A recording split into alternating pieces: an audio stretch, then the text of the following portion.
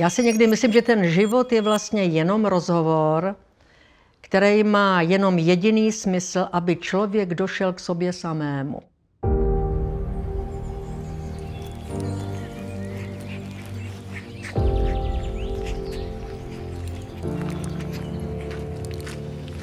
Já jsem si vlastně tu filozofii nevybrala.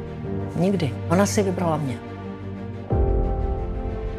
Jenom v hledání je možno potkat to hledané. Jsou někdy ohně vzdorný. Bez těch otázek to nejde. Jo?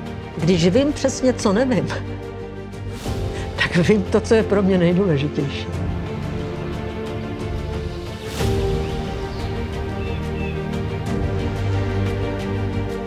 Ten smysl v tom životě, ten je tak strašně důležitý, jak nic jiného. A my to neslyšíme. Jsou lidé, kteří pořád hledají, pořád strašně hledají a vůbec nenacházejí.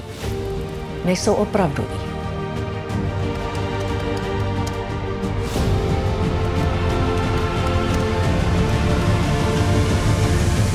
Pochybnosti do života patří naprosto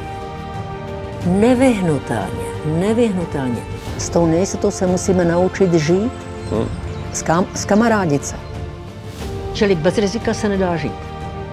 To vím. Málo kdo má odvahu být tím, čím nemůže nebýt.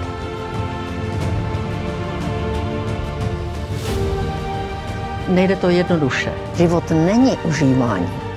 Když žiješ jenom pro jídlo, tak musíš mít hlad. To je právě něco, co ta filozofie ví už strašně moc tisíc let a nepodařilo se jí od té doby to pořádně vysvětlovat, že jo? No. Jsme další, kdo to zkouší. Nic víc to není. Takhle jednoduchý to je.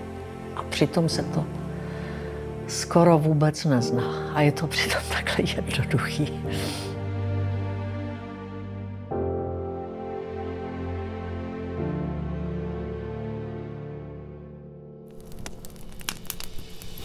Ta duše, kterou my lidé máme, je děsný zázrak. No a protože ona nemá hranice, tak se do ní všecko vejde.